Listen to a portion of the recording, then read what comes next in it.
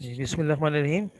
آج ہم اپنے نصاب میں شامل نظم تعلیمات نبوی صلی اللہ علیہ وسلم پڑھیں گے، جس کے شاعر ہیں مولانا الطاف حسین حالی، اور آپ کے سامنے اسکرین پر نظر آ رہا ہے۔ اردو نثر و نظم کے مجدد اور تنقید کے بانی خواجہ الطاف حسین حالی کا تعارف اگرچہ میں پہلے کرا چکا ہوں آپ کو، ایک بار پھر آپ کو بتا دیتا ہوں۔ خواجہ الطاف حسین حالی اردو ادب کے پہلے ریفارمر اور بہت بڑے محسن ہیں۔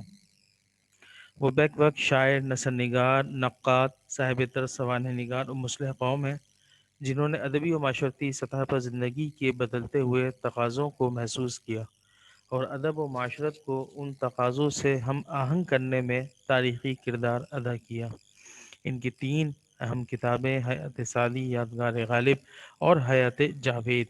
حیات سعدی انہوں نے شیخ سعدی شیرازی رحمۃ اللہ علیہ کے حوالے سے لکھی تھی۔ یادگار غالب انہوں نے اپنے استاد مرزا اسد اللہ خان غالب کے حوالے سے لکھی، اور حیات جاوید بھی انہوں نے اپنے رفیق، اپنے بہت ہی قریبی دوست اور ساتھی سر سید احمد خان کے حوالے سے لکھی تھی۔ سوانح عمریہ بھی ہیں اور تنقیدیں بھی۔ مقدمہ شعر و شاعری اردو ادب میں تنقید نگاری پر سب سے پہلی کتاب مقدمہ شعر و شاعری ہے، اسی وجہ سے ان کو تنقید نگاری کا بانی کہا جاتا ہے۔ مقدمہ شعر و شاعری کے ذریعے انہوں نے اردو میں باقاعدہ تنقید کی بنیاد رکھی اور شعر و شاعری کے تعلق سے ایک مکمل اور حیات آفریں نظریہ مرتب کیا، اور پھر اس کی روشنی میں شاعری پر تبصرہ کیا۔ اب اردو تنقید کے جو سانچے ہیں وہ الطاف حسین حالی کے بنائے ہوئے ہیں، اور اب جن چیزوں پر زور دیا جاتا ہے ان کی طرف سب سے پہلے حالی نے اپنے مقدمے میں توجہ دلائی۔ اپنی مسدس مثنوی مد و جزر اسلام میں وہ قوم کی زب و حالی پر خود بھی روئے اور دوسروں کو بھی رلایا۔ مسدس نے سارے ملک میں جو شہرت و مقبولیت حاصل کی وہ اپنی مثال آپ تھی۔ سر سید احمد خان کہا کرتے تھے کہ اگر روز محشر خدا نے پوچھا کہ دنیا سے اپنے ساتھ کیا لایا تو کہہ دوں گا حالی سے مسدس لکھوائیے۔ پانی پت میں آپ پیدا ہوئے اور آپ کے استاد مرزا غالب تھے۔ شمس العلماء آپ کا خطاب تھا۔ پنجاب بک ڈپو میں آپ نے ملازمت کی تھی۔ مرکزی خیال کیا ہے اس نظم کا؟ یہ نظم حالی کی شعراء آفاق کتاب مسدس مد و جزر اسلام کا وہ حصہ ہے جس میں حالی نے رسول محترم صلی اللہ علیہ وسلم کی پاکیزہ تعلیمات کو بیان کیا ہے۔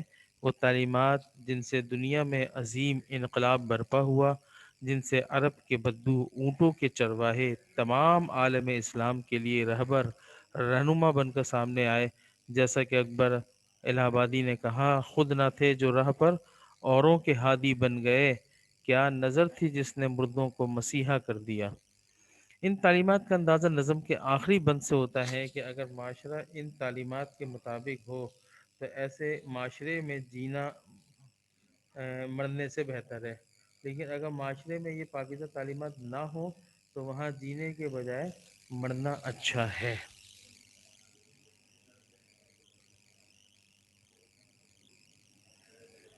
جی بیٹا، یہاں تک بات آپ کی سمجھ میں آ گئی ہے؟ اب ہم تشریح کی طرف چلیں گے۔ اگر کوئی بات پوچھنی ہے تو پوچھنا، کلیئر ہے تو مجھے بتا دیں۔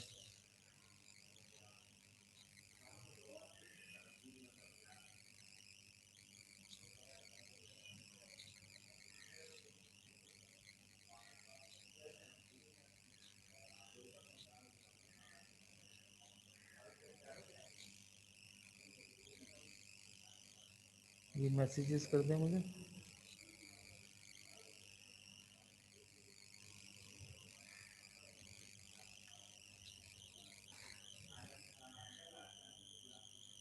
اتنے سارے اسٹوڈنٹس ہیں، ذرا جلدی جلدی میسیج کر دیں بیٹا تاکہ میں آگے چلوں۔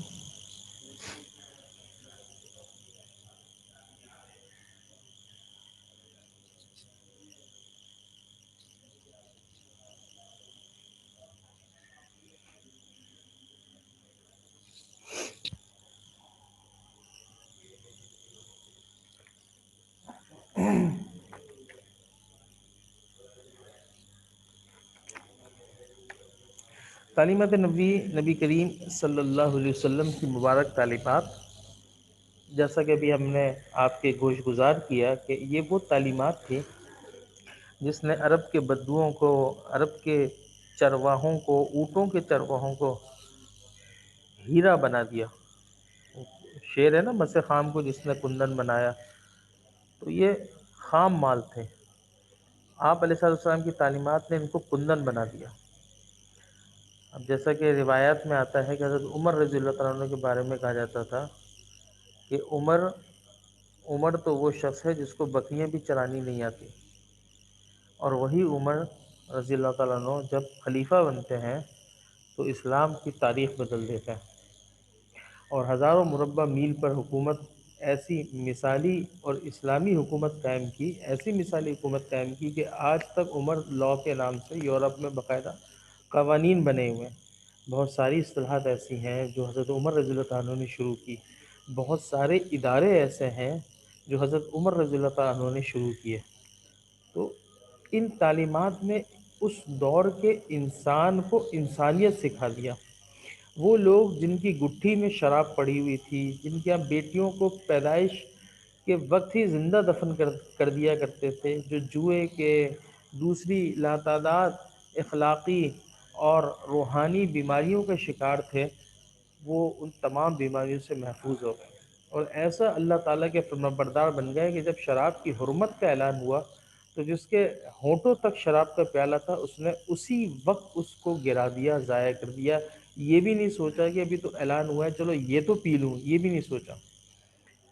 پختہ ایمان، پختہ عقیدے والے لوگ بن گئے جو اللہ رب العزت اور نبی کریم صلی اللہ علیہ وسلم کی عظمت، شان، مقام و مرتبے کے لیے اپنی جان مال کی بھی پرواہ نہیں کیا کرتے تھے، اور اپنا سب کچھ انہوں نے اسلام کی تبلیغ میں، اسلام کی قوت کو، طاقت کو بڑھانے کے لیے اور اسلام کے نفاذ کے لیے قربان کر دیا۔ تو آئیے پہلا بند دیکھتے ہیں۔ شاعر الطاف حسین حالی کہتے ہیں کہ یہ کہہ کر کیا علم پر ان کو شیدا کہ ہیں دور رحمت سے سب اہل دنیا، مگر دھیان ہے جن کو ہر دم خدا کا، ہے تعلیم کا یاں صدا جن میں چرچا، انہی کے لیے یاں ہے نعمت خدا کی، انہی پر ہے وہاں جا کے رحمت خدا کی۔ علم کی اہمیت و فضیلت کو اس بند میں شاعر نے بیان کیا، اور آپ کو معلوم ہے کہ عرب کا معاشرہ جاہل اور ان پڑھ معاشرہ تھا۔ گنتی کے لوگ تھے جن کو لکھنا پڑھنا آتا تھا، جن کو انگلیوں پہ گن لے آدمی، بس پورے عرب معاشرے میں گنتی کے لوگ جن کو لکھنا پڑھنا آتا تھا، باقی کسی کو لکھنے پڑھنے سے دلچسپی وہاں پہ نہیں تھی۔ ایسے ماحول میں اور ایسے معاشرے میں اور ایسی قوم کے اندر آپ علیہ الصلوۃ والسلام پر جو سب سے پہلی وحی نازل ہوتی ہے وہ نازل ہوتی ہے اقرأ بسم ربک الذی خلق، خلق الانسان من علق، اقرأ وربک الاکرم الذی علم بالقلم۔ پہلی وحی میں ہی تعلیم کی اہمیت کا اندازہ ہو جاتا ہے، پہلی وحی سے ہی تعلیم کی فضیلت کا اندازہ ہو جاتا ہے کہ اللہ رب العزت نے اپنے محبوب نبی علیہ الصلوۃ والسلام سے فرمایا ہے کہ پڑھ اپنے رب کے نام سے جس نے تمہیں پیدا کیا۔ تو اسی لیے حضور اکرم صلی اللہ علیہ وسلم نے تعلیم کو بہت زیادہ فوقیت دی ہے۔ خود آپ اپنی دعاؤں میں باقاعدہ یہ دعا بھی مانگا کرتے تھے، ربی زدنی علما، اے رب میرے علم میں اضافہ فرما۔ حالانکہ حضور اکرم صلی اللہ علیہ وسلم تمام مخلوقات میں سب سے زیادہ علم والے تھے، لیکن پھر بھی آپ یہ دعا کثرت سے کرتے تھے، ربی زدنی علما۔ اور پھر آپ کی احادیث میں اور قرآن مجید میں علم حاصل کرنے کے جو فضائل ہیں، علم حاصل کرنے والے کے جو مقام ہیں، جو مرتبہ ہیں، جو ان کے درجات ہیں، ان کو بیان کیا گیا۔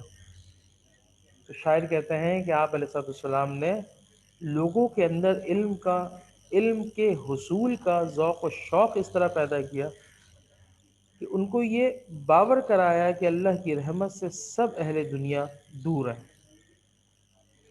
مگر دو لوگ ایسے ہیں جن پر اللہ کی رحمت ہوتی ہے۔ جو دنیا دار لوگ ہیں وہ اللہ کی رحمت سے دور ہیں، مگر دو لوگ ایسے ہیں جن پر اللہ کی رحمت برستی ہے، اللہ کی رحمت کا سایہ ان پر ہمیشہ سایہ فگن رہتا ہے۔ ایک تو وہ جن کو ہر وقت اللہ کا دھیان رہتا ہے، ہر لمحے اپنے رب کو یاد کرتے ہیں، اپنے رب سے ڈرتے ہیں، اور اس بات کا پختہ یقین ہوتا ہے کہ جو عمل ہم اس وقت کر رہے ہیں، کوئی دیکھے یا نہ دیکھے، ہمارے اس عمل کو ہمارا رب، ہمارا خالق، ہمارا مالک، ہمارا پروردگار دیکھ رہا ہے۔ جو کرتا ہے تو چھپ کے اہل جہاں سے، جو کرتا ہے تو چھپ کے اہل جہاں سے، کوئی دیکھتا ہے تجھے آسماں سے۔ اور دوسرا وہ شخص جو علم کو سیکھے یا علم کو سکھائے۔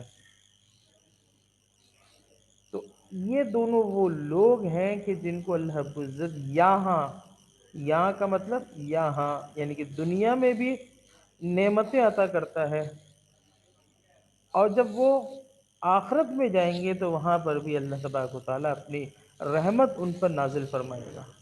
اس سے معلوم ہوا کہ علم کا سیکھنا، علم کا سکھانا، یہ اللہ کی رحمت کو حاصل کرنے کا بہت بڑا ذریعہ ہے۔ اور جس شخص پر اللہ کی رحمت نازل ہو جائے، وہ شخص سارے مسائل سے، سارے مصائب سے، سارے دکھوں سے چھوٹ جاتا ہے۔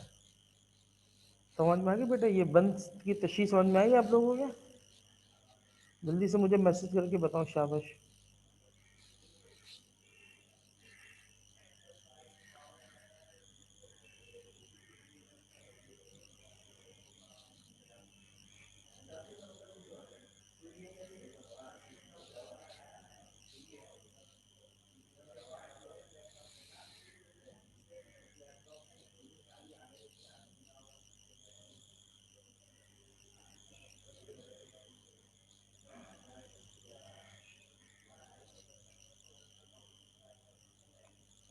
میسج کو بیٹا مجھے بتا دو، کلیئر ہے تو بتا دو مجھے۔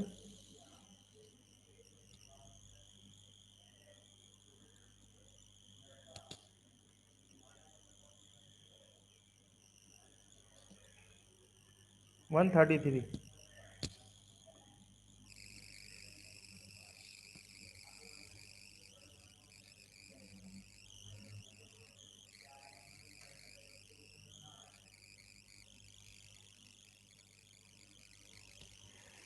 دوسرا بند شاعر کہتے ہیں، سکھائی انہیں نوع انساں پر شفقت، کہاں ہے یہ اسلامیوں کی علامت، کہ ہمسایہ سے رکھتے ہیں وہ محبت، شب و روز پہنچاتے ہیں ان کو راحت، وہ جو حق سے اپنے لیے چاہتے ہیں، وہی ہر بشر کے لیے چاہتے ہیں۔ آپ علیہ الصلوۃ والسلام نے مسلمانوں کو انسانیت پر شفقت اور رحم کرنے کی تعلیم دی، کہ ہمیں مذہب سے بالائے طاق ہو کر، قومیت سے بالائے طاق ہو کر، برادری سے بالائے طاق ہو کر، زبان، رنگ اور نسل سے بالائے طاق ہو کر، انسانیت کے ناطے دوسروں کے ساتھ شفقت و محبت سے پیش آنا چاہیے۔ یہ اسلام قبول کرنے والوں کی علامت ہے، یعنی کہ مسلمانوں کی علامت ہے کہ ان کے اندر رحم کا مادہ ہوتا ہے، ان کے اندر شفقت کا مادہ ہوتا ہے، ان کے اندر محبت کا مادہ ہوتا ہے۔ دوسری تعلیم کیا ہے اس بند میں؟ کہ وہ اپنے ہمسایوں سے محبت رکھتے ہیں۔ آپ نے اسلامیت میں پڑھا ہوگا کہ آپ علیہ الصلوۃ والسلام نے ہمسایوں کے ساتھ حسن سلوک کی تاکید کی ہے، اور بے انتہا تاکید کی ہے، حتیٰ کہ خود نبی علیہ الصلوۃ والسلام نے فرمایا کہ اللہ تبارک و تعالیٰ نے حضرت جبرائیل علیہ السلام، جس کا مفہوم ہے حضرت جبرائیل علیہ السلام کے ذریعے سے، مجھے ہمسایوں کے حقوق کی اتنی تاکید کی، اتنی تاکید کی، اتنی تاکید کی، کہ مجھے یہ خوف محسوس ہونے لگا کہ کہیں ہمسایوں کو وراثت میں بھی حصے دار نہ بنا دیا جائے۔ اب وراثت میں حصے دار ہمیشہ وہ ہوتا ہے جس کے ساتھ خونی رشتہ ہوتا ہے، بیٹا، بیٹی، بیوی، ماں باپ، بھائی بہن، یہ خونی رشتے ہیں، یہ کسی بھی انسان کی جائیداد میں شریک ہوتا ہے۔ لیکن اتنی تاکید قرآن میں آئی ہے، اتنی تاکید حدیث میں آئی ہے، خود ایک حدیث آتی ہے کہ نبی کریم صلی اللہ علیہ وسلم نے فرمایا، خدا کی قسم وہ مومن نہیں، خدا کی قسم وہ مومن نہیں، خدا کی قسم وہ مومن نہیں۔ دیکھیں، ایک بار بھی اگر آپ علیہ السلام فرماتے تو ہم تمام مسلمانوں کا اس پر ایمان ہوتا کہ بلا شبہ آپ حق کہتے ہیں اور سچ کہتے ہیں، لیکن آپ نے 3 بار فرمایا، اور تینوں بار اللہ کی قسم کھا کر فرمایا کہ خدا کی قسم وہ مومن نہیں ہوگا۔ صحابہ کرام رضوان اللہ تعالی علیہ مجمعین نے پوچھا، اے اللہ کے رسول، کون مسلمان نہیں ہوگا؟ آپ نے فرمایا، وہ شخص جس کے ایذا سے اس کا پڑوسی محفوظ نہ ہو۔ مطلب اپنے پڑوسیوں کو تکلیف دیتا ہو، اپنے پڑوسیوں کو تنگ کرتا ہو، تو پڑوسیوں کی اتنی تاکید اور پڑوسیوں کے ساتھ اگر حسن سلوک کریں گے، اخلاق سے پیش آئیں گے، ان کی راحت کا، ان کے آرام کا خیال رکھیں گے، ان کو تکلیف نہیں دیں گے، ان کو کسی قسم کی ایذا نہیں پہنچائیں گے، ان کی پریشانی میں شریک ہوں گے، ان دکھ درد کو بانٹیں گے، ان کے سکھ میں ان کی خوشی میں شریک ہوں گے، تو اس سے رابطے آپس کے مضبوط ہوں گے، تعلقات آپس کے مضبوط ہوں گے، اور یہ کسی بھی پاکیزہ مضبوط اور اسلامی اور مثالی معاشرے کے لیے نہایت ضروری ہے کہ ہر انسان کے اپنے آس پاس رہنے والے لوگوں کے ساتھ تعلقات اچھے ہوں۔ تو آپ علیہ صاحب السلام نے بھی یہاں ہمسائے سے محبت کی تعلیم دی کہ دن رات مومن جو ہوتا ہے نا، مومن وہ دن رات جو ہے وہ اپنے ہمسایوں کو فائدہ پہنچانے کی کوشش میں لگا رہتا ہے، دن رات اپنے ہمسایوں کو فائدہ پہنچاتا ہے، دن رات ان کے آرام کا خیال رکھتا ہے، دن رات ان کو تکلیف سے محفوظ رکھتا ہے۔ اور تیسری تعلیم یہ دی کہ ہر انسان، چونکہ ہر مسلمان چونکہ دوسرے مسلمان کا بھائی ہے، المسلم اخو المسلم، مسلمان مسلمان کا بھائی ہے، تو بھائی ہونے کے ناطے ہمیں اپنے دوسرے مسلمان بھائی کے حق میں وہی چیزیں اور باتیں پسند کرنی چاہیے جو ہم اپنے لیے پسند کرتے ہیں، ہم ان کے لیے وہی دعا مانگیں جو ہم اللہ سے اپنے لیے دعا مانگتے ہیں۔ سمجھ میں آ رہی بات؟ یہ نہیں کہ مجھے سارا خزانے مل جائیں، مجھے ساری دولت مل جائے، مجھے سکون اطمینان مل جائے، میری پریشانی ختم ہو جائے، دوسرا انسان اس کی ہمیں پرواہ نہ ہو۔ مسلمان ایسا نہیں ہوتا۔ ہم جب اللہ تعالیٰ سے اپنے لیے حق کی ہدایت مانگتے ہیں تو ہمیں چاہیے کہ ہم اپنے دوسرے بھائی کے لیے بھی یہ دعا کریں کہ اللہ اس کو بھی ہدایت نصیب فرمائے۔ ہم اپنے لیے اگر کوئی نعمت مانگتے ہیں تو اپنے دوسرے بھائی کے لیے بھی ہمیں چاہیے کہ ہم اس نعمت کا سوال کریں، اس نعمت کے لیے دعا کریں۔ سمجھ میں آ رہی بات؟ تو مسلمان تو وہ ہوتا ہے جو ہر ایک کے لیے بھلا سوچتا ہے، ہر ایک کے لیے اچھا سوچتا ہے۔ یہ بند کی تشریح سمجھ میں آگے بیٹا؟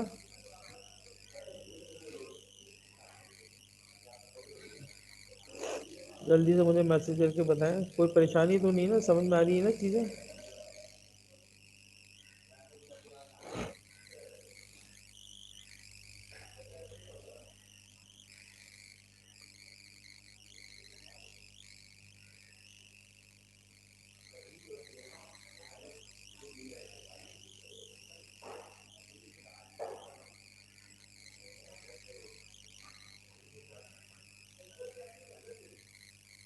ٹھیک ہے بیٹا، اور آگے چلتے ہیں۔ خدا رحم کرتا نہیں اس بشر پر، نہ ہو درد کی چوٹ جس کے جگر پر، کسی کے گر آفت گزر جائے سر پر، پڑے غم کا سایہ نہ اس بے اثر پر، کرو مہربانی تم اہل زمیں پر، خدا مہرباں ہوگا عرش بری پر۔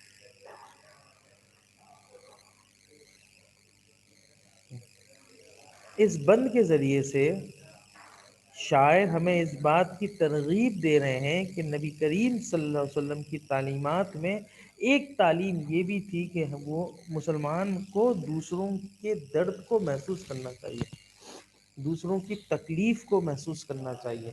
ایسا نہ ہو کہ ہمارے کسی پڑوسی کے اوپر، ہمارے کسی بھائی کے اوپر، ہمارے کسی رشتہ دار کے اوپر، ہمارے کسی دوست عزیز و اقارب کے اوپر کوئی مصیبت آ جائے، کوئی پریشانی آ جائے اور ہم خوشیاں منا رہے ہیں، ہمیں اس کا احساس تک نہ ہو، ہم اس کے درد کو محسوس نہیں کریں، تو پھر ایسے انسان پر اللہ بھی رحم نہیں کرتا۔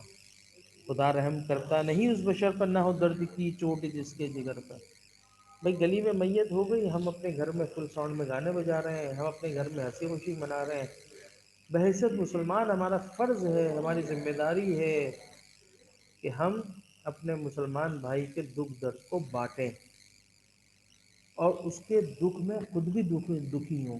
اگر اس کی آنکھ سے آنسو بہہ رہے ہوں تو ہماری آنکھ سے بھی آنسو بہہ رہے ہوں، ہم خوشی میں ناچ رہے ہیں۔ تو جب ہم یہ عمل کریں گے تو اللہ تبارک و تعالیٰ بھی ہم پر رحم کرے گا۔ تو ہماری بات، اسی لیے شاعر نے کہا کہ کرو مہربانی تم اہل زمیں پر، تم اللہ کی مخلوق پر مہربانی کرو، لطف و عنایت اللہ کی مخلوق پر برسا دو، رحم کرو، شفقت کے ساتھ پیش آؤ، محبت کے ساتھ پیش آؤ، تو اللہ تبارک و تعالیٰ عرش پر تمہارے اوپر عرش پر سے تمہارے اوپر مہربانی کرے گا۔ اللہ اپنا فضل و کرم تم پہ نازل فرمائے گا، اس لیے کہ مخلوق اللہ تعالیٰ کا کنبہ ہے، اور ہمارے اگر کنبے کو، ہمارے گھر والوں کو، ہمارے والد کو، والدہ کو، ہمارے بھائیوں کو، ہمارے بچوں کو دوسرے انسان سپورٹ کریں، ان کی مدد کریں، ان کو اچھا کہیں، اور ان کے دکھ میں دکھی ہو جائیں، ان کے سکھ میں خود بھی خوشی سے، مسرتوں سے مسکرائیں، تو ہمیں اچھا لگے گا کہ اگر میرا بھائی غمزدہ ہے، دیکھو یہ اس کا دوست بھی غمزدہ ہے، ہمیں خوشی ہوگی، ہم ایسے انسان کو پسند کریں گے۔ تو مخلوق بھی اللہ کا کنبہ ہے، اور اگر انسان کسی دوسرے انسان کی مدد کرتا ہے تو اس کا مطلب اس نے اللہ کی مخلوق کی مدد کی، اللہ کے کنبے کی مدد کی، تو اللہ تبارک و تعالیٰ بھی اس کی مدد کرے گا، اس کو اپنا رحم نازل کرے گا۔ آگے بند ہے، ڈرایا تعصب سے ان کو یہ کہہ کر کہ زندہ رہا اور مرا جو اسی پر، ہوا وہ ہماری جماعت سے باہر، نہ ساتھی ہمارا نہ ہم اس کے یاور، نہیں حق سے کچھ اس محبت کو بہرا کہ جو تم کو اندھا کرے اور بہرا۔ اب یہاں پہ تعصب کی مذمت کی جا رہی ہے، اور حدیث میں بھی ہے کہ جو شخص، اس کا مفہوم ہے حدیث کا، جو شخص تعصب کرتا رہا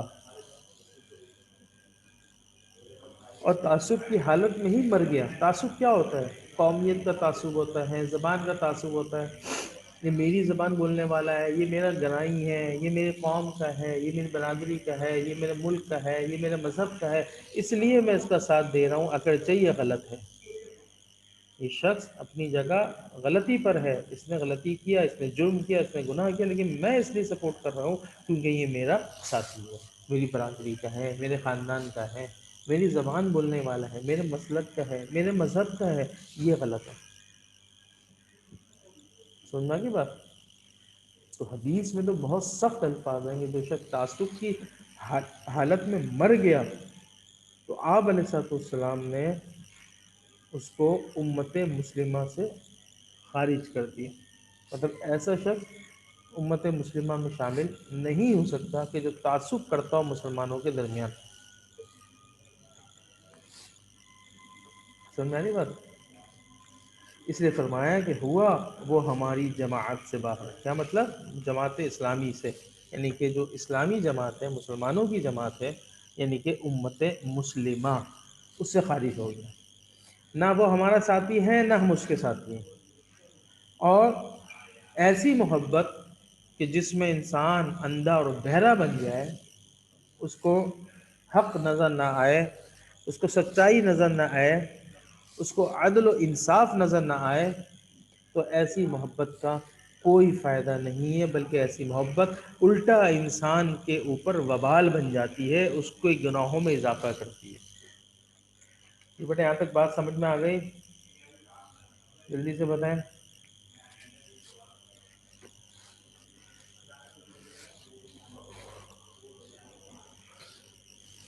جلدی جلدی میسیجز کر دیں مجھے، بات سمجھ میں آ گئی تو۔ جی کلیئر ہے۔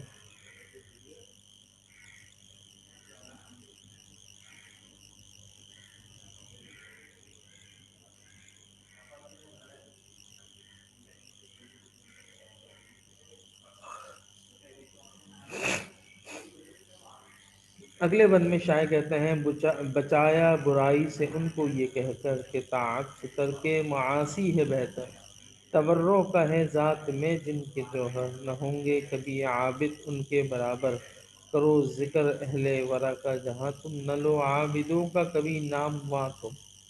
بہت خوبصورت تعلیم ہے جو آپ علیہ السلام نے۔ اصول یہ ہے کہ اگر اطاعت کے ساتھ ساتھ گناہ ہو رہے ہوں، نافرمانی ہو رہی ہو، تو اس وقت گناہ کو چھوڑ دینا افضل ہے۔ ترک معاصی کا مطلب گناہ کو چھوڑنا، ایسی اطاعت کہ جس میں انسان گناہ بھی کر رہا ہے، نماز بھی پڑھ رہا ہے، جھوٹ بھی بول رہا ہے، ایسی اطاعت جس میں انسان نافرمانی بھی کر رہا ہے اللہ کی، حج بھی کر کے آ رہا ہے، سود پہ پیسے بھی لے رہا ہے، چوری بھی کر رہا ہے، اور جو برے کام ہے دوسرے وہ بھی کر رہا ہے۔ تو ایسی اطاعت سے بہتر اور افضل یہ ہے کہ انسان اس گناہ کو چھوڑ دے، اس سے بڑی اطاعت کوئی اور نہیں۔ دوسرے مصرے میں یہ کہا گیا کہ تورع کہتے ہیں پرہیزگاری، تقوی۔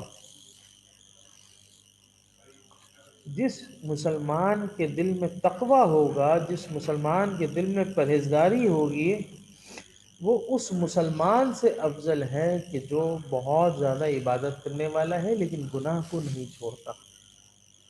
ایسا مسلمان جو عبادت بھی کر رہا ہے، گناہ بھی کر رہا ہے، نمازیں بھی پڑھ رہا ہے، فلمیں بھی دیکھ رہا ہے، نمازیں بھی پڑھ رہا ہے، جھوٹ بھی بول رہا ہے، نمازیں بھی پڑھ رہا ہے، غیبت بھی کر رہا ہے، تو ایسے عابد کے مقابلے میں وہ شخص بہت افضل اور آگے ہے کہ جس کے دل میں تقوی ہے، خوف ہے اللہ کا، پرہیزگاری ہے جس کے دل میں، یعنی کہ وہ بری باتوں سے پرہیز کرتا ہے اور نیک کام کرتا ہے۔ کیونکہ اطاعت کا اصل مطلب کیا ہوتا ہے؟ اطاعت کا اصل مطلب ہوتا ہے بات کو ماننا، اور محبت کا بھی تقاضا یہ ہے کہ جس کے ساتھ ہماری محبت ہوتی ہے تو اس کی ہم بات بھی مانتے ہیں۔ اور اگر ہم کسی سے لاکھ یہ دعویٰ کریں کہ مجھے تم سے محبت ہے، مجھے تم سے سچی محبت کرتا ہوں، میں تمہارے علاوہ کسی سے محبت نہیں کرتا، لیکن جب وہ کوئی کام ہمیں بولے تو پھر ہم اس کام کو انکار کر دیں اور نہ مانیں، تو یہ بھی سمجھ لیں کہ یہ محبت نہیں ہے بلکہ محبت کا جھوٹا دعویٰ ہے۔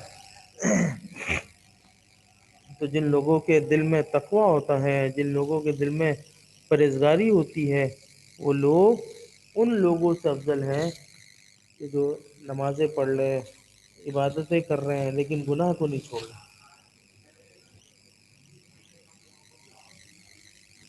اسی لیے شاعر نے کہا کہ کرو ذکر اہل ورا کا جہاں تم، نہ لو عابدوں کا کبھی نام، جہاں بھی تم متقی لوگوں کا ذکر کرو، جہاں بھی تم پرہیزگار لوگوں کا ذکر کرو، تو یاد رکھنا کہ وہاں پہ کبھی بھی عابد کا نام نہیں لینا، کیونکہ عابد کبھی بھی متقی شخص کے برابر نہیں ہو سکتا۔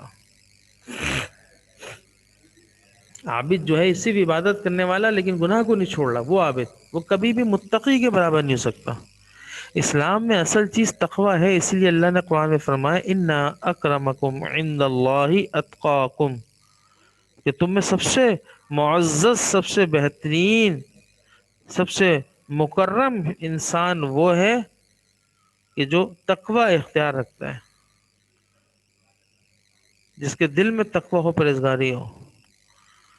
اس لیے شاعر کہتے ہیں کہ اہل تقوی اصل لوگ ہیں، افضل لوگ ہیں بنسبت اہل عبادت والوں سے، عبادت کرنے والوں سے۔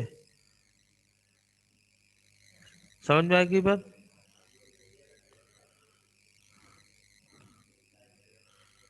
غریبوں کو محنت کی رغبت دلائی کہ بازو سے اپنے کرو تم کمائی، خبر تا کہ لو اس سے اپنی پرائی، نہ کرنی پڑے تم کو در در گدائی، طلب سے ہے دنیا کی گریان، یہ نیت تو چمکو کہ وہاں ماہ کامل کی صورت۔ محنت میں عظمت ہے۔ آپ علیہ الصلوۃ والسلام نے محنت کی ترغیب دی، موٹیویٹ کیا لوگوں کو۔ جیسے مشہور واقعہ ہے کہ ایک نوجوان نبی کریم صلی اللہ علیہ وسلم کی خدمت میں حاضر ہوا، کہنے لگا اللہ کے رسول میری مدد فرمائیے۔ آپ علیہ الصلوۃ والسلام نے پوچھا کہ تمہارے پاس کچھ ہے؟ کہنے لگا ایک کملی ہے، ایک چھوٹی سی چادر ہے، اسی کو بچھا لیتا ہوں، اسی کو اوڑھ لیتا ہوں۔ اور کیا چیز ہے؟ بھائی ایک پیالہ ہے، اسی میں کھاتا ہوں، اسی میں پیتا ہوں۔ آپ علیہ الصلوۃ والسلام نے فرمایا لے آؤ۔ وہ نوجوان وہ دونوں چیزیں لے کے آ گیا تو آپ نے بولی لگائی باقاعدہ صحابہ کرام رضوان اللہ تعالی علیہم اجمعین کے مجمع میں کہ کون ہے جو اس کو خریدے گا؟ تو ایک صحابی نے فرمایا کہ میں 1 درہم میں لینے کو تیار ہوں۔ آپ نے پھر مزید فرمایا، آگے کوئی اور بولی کو بڑھائے تو دوسرے نے 1.5 درہم سے زیادہ میں وہ اسٹول، بلکہ یہ کہنا چاہیے اسٹول نہیں، اردو میں ایک لفظ ہے 1.5، ہاں 2 درہم میں وہ خرید لیے سامان۔ حضور اکرم صلی اللہ علیہ وسلم نے وہ پیسے لیے اور پھر اس نوجوان کو دیا اور کہا کہ اس سے جا کے بازار میں سے ایک کلہاڑی خرید کے لاؤ، دستہ اس کا، مطلب جس سے کلہاڑی کو پکڑتے ہیں، لکڑی کا جو دستہ ہوتا ہے۔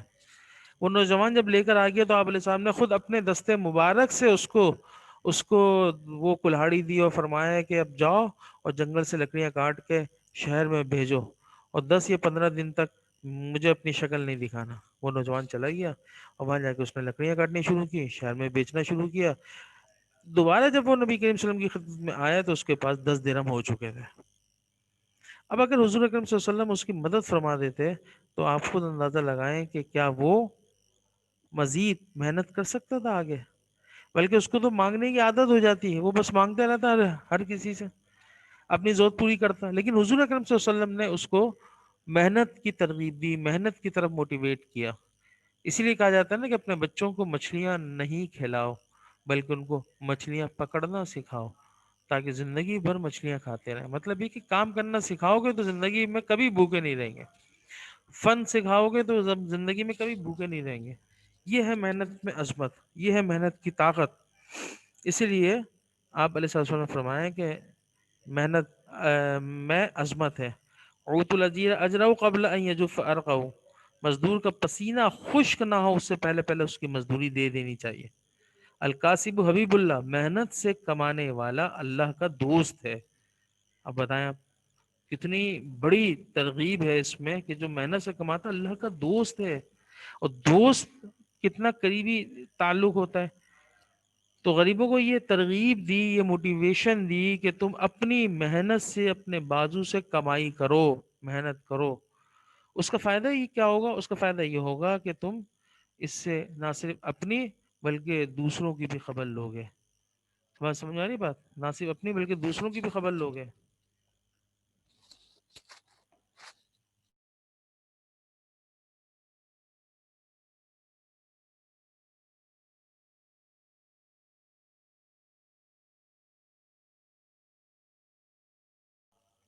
سمجھ میں آ رہی بیٹا بات؟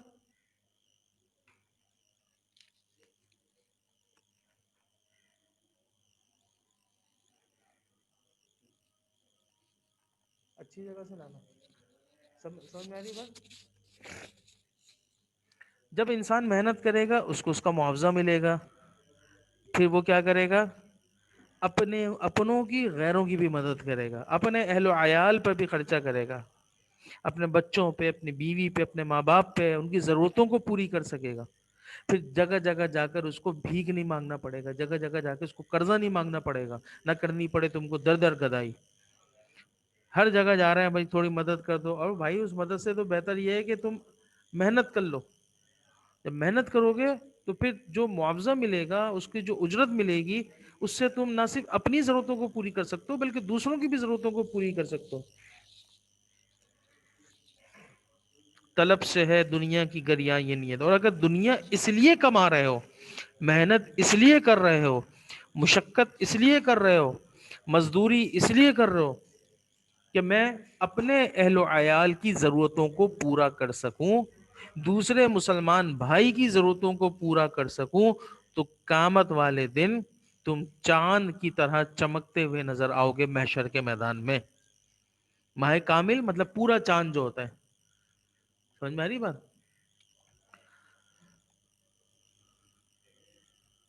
یہاں تک کلیئر ہے بھائی؟ جلدی سے بتاؤ، میں میسج کر کے بتاؤ جلدی۔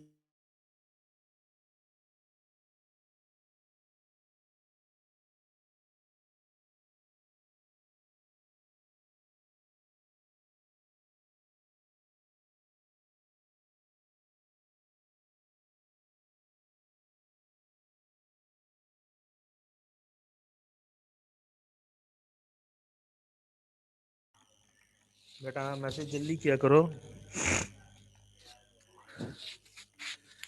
گدائی کا مطلب ہے مانگنا۔ گدا فقیر کو کہتے ہیں۔ گدائی کا مطلب کیا ہوا؟ بھیک مانگنا، کسی سے سوال کرنا۔ جگہ جگہ تم کو جا کے فقیری نہیں کرنی پڑے گی، جیسے فقیر ہر گھر پہ جا کے دروازہ کھٹکھٹا کے مانگتا ہے، اس طرح تمہیں نہیں مانگنا پڑے گا کیونکہ تم محنت سے کما رہے ہوگے۔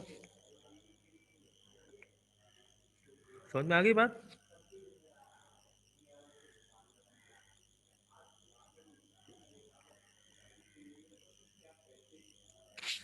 امیروں کو تنبیہ کی اس طرح پر کہیں تم میں جو اغنیاء اور تمنگر، اگر اپنے طبقے میں ہوں سب سے بہتر، بنینوں کے ہوں مددگار و یاور، نہ کرتے ہوں بے مشورت کام ہرگز، اٹھاتے نہ ہو بے دھڑک گام ہرگز۔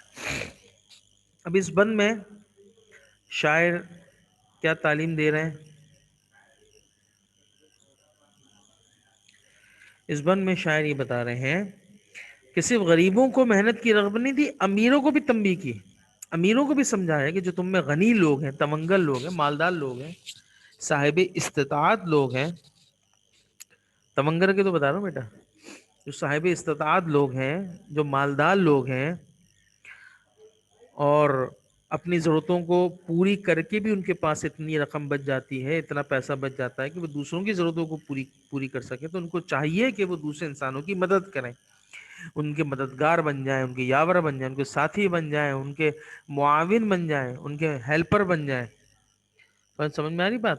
اور کبھی بھی ہمیں کوئی بھی کام بغیر مشورے کے ہرگز نہیں کرنا چاہیے۔ دیکھیں حضور اکرم صلی اللہ علیہ وسلم، بعد از خدا بزرگ کوئی قصہ مختصر، اللہ تبارک و تعالیٰ کے بعد سب سے عظیم ہستی، سب سے زیادہ علم والی ہستی ہے، لیکن آپ نبی ہونے کے باوجود اپنے صحابہ کرام رضوان اللہ تعالی علیہم اجمعین سے ہر کام میں مشورہ کیا کرتے تھے۔ جیسے کہ غزوہ خندق میں آپ نے باقاعدہ حضرات صحابہ کرام سے مشورہ کیا کہ کیا کرنا چاہیے، تو حضرت سلمان فارسی رضی اللہ تعالیٰ عنہ نے خندق کھودنے کا مشورہ دیا۔ اور یہ نہیں کہ صرف مشورہ کرتے تھے لیکن چلاتے اپنا اپنا حکم تھے، نہیں نہیں، ایسا نہیں تھا۔ اگر کسی کی بات اچھی ہوتی تھی تو آپ علیہ السلام اس پر عمل بھی کیا کرتے تھے۔ کبھی ایسا نہیں ہوا کہ کوئی کام بے دھڑک کر لے آدمی، سوچ سمجھ کر مشورے کے ساتھ، اس لیے کہ افسوس سے احتیاط بہتر ہے، اور احتیاط اسی میں ہے کہ انسان جو بھی کام کرے، جو بھی قدم اٹھائے، سوچ سمجھ کر اٹھائے، مشورے کے بعد اٹھائے، تو اس سے اس کام میں برکت ہوگی، کیونکہ مشورہ جس کام میں کیا جاتا ہے اس کام میں اللہ تبارک و تعالیٰ برکت عطا فرماتا ہے۔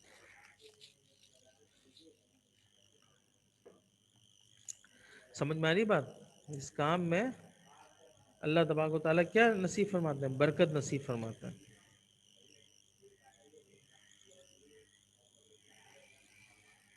ٹھیک ہے، مددگار، معاون، دوست، سمجھ میں آ گئی بات؟ تو مردوں سے آسودہ تر ہے وہ طبقہ، زمانہ مبارک ملے جس کو ایسا، جب اہل دنیا میں اشرار دنیا، نہ ہو عیش میں جن کو اوروں کی پرواہ، نہیں اس زمانے میں کچھ خیر و برکت، اقامت سے بہتر ہے اس وقت رحلت۔ بہت ہی خوبصورت انداز میں شاعر نے اس بات کو سمجھانے کی کوشش کی ہے کہ اگر کوئی ایسا زمانہ ہمیں نظر آئے، ایسا زمانہ ہمیں ملے کہ جس میں لوگ آپس میں پیار محبت سے زندگی گزار رہے ہوں، امیر غریبوں کی مدد کر رہے ہوں، غریب اور مزدور لوگ محنت کر رہے ہوں، مشقت کر رہے ہوں، مانگنے کی، گدائی کی، دوسروں سے سوال کرنے کی عادت نہ ہو، لوگ محنتی ہوں، مشقت کے کام کرنے کے عادی ہوں، دوسروں کی مددگار ہوں، ایسا اچھا زمانہ اگر ہمیں نظر آئے تو پھر وہ زمانہ موت سے بہتر ہے۔ شر کی جمع بیٹا، یہ شر ہوتا ہے نا، فتنہ، سمجھ میں آ رہی بات؟ تو اگر کسی کو ایسا زمانہ مبارک مل رہا ہے تو پھر تو اس زمانے میں جینا چاہیے، اس زمانے میں زندگی گزارنی چاہیے۔ وہ لوگ مردوں سے افضل ہیں، آسودہ ہیں، خوشحال ہیں، جو اس دنیا میں اس زندگی اپنی زندگی جی رہے ہیں ایسے زمانے میں۔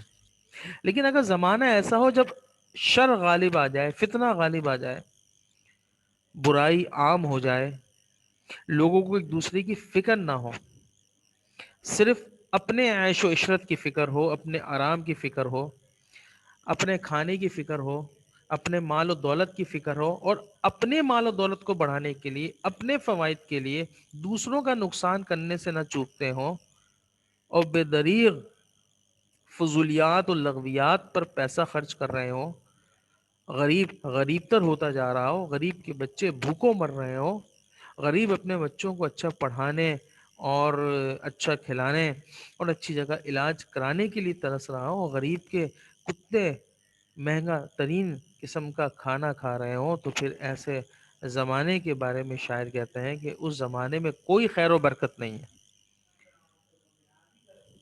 اس زمانے میں کوئی خیر و برکت نہیں ہے، ہر کسی کو اپنی اپنی پڑی ہوئی ہے، ہر کسی نفسا نفسی کا عالم ہے، کسی کو کسی کی فکر نہیں ہے. آج آپ دیکھ لیں نا کیا ہوتا ہے. ایک چھوٹی سی مثال آپ کو دے دوں کہ اگر لائن میں بھی اگر کوئی بل جمع کرانے کھڑا ہوا ہے تو کوشش یہ ہوتی ہے میں پہلے چلا جاؤں. یہ بھی نہیں احساس ہوتا کہ دوسرا کوئی مصیبت میں ہے، تکلیف میں ہے، پریشانی میں ہے، وقت کا مسئلہ ہے، کوئی اور ایمرجنسی ہے، ہمارا کام پورا ہو جائے. امیر امیر تر ہوتا جا رہا ہے، غریب غریب تر ہوتا جا رہا ہے. امیروں کو غریبوں کی پرواہ نہیں ہے. صدقہ خیرات کرنے سے لوگ پیچھے ہٹ رہے ہیں کہ اس میں پیسہ خرچ ہوگا. تو شاعر کہتے ہیں کہ اس زمانے میں اقامت نہیں کرنا چاہیے. پھر ایسے زمانے میں جینے سے بہتر ہے مر جائے آدمی. ایسے زمانے میں جینے سے بہتر ہے کہ انسان مر جائے، اپنی زندگی قربان کر دے. اقامت کا مطلب ہوتا ہے ٹھہرنا، کہیں پہ رہائش اختیار کرنا. تو دنیا میں اقامت نہ کرے، دنیا میں نہ رکے، پھر رحلت رخصت ہو جائے اس دنیا سے. سمجھ میں آگے بیٹھے یہاں تک بات سب کی سمجھ میں آ گئی ہے؟ کوئی بات پوچھنے والی ہے تو بتاؤ، جلدی سے میسج کرو مجھے،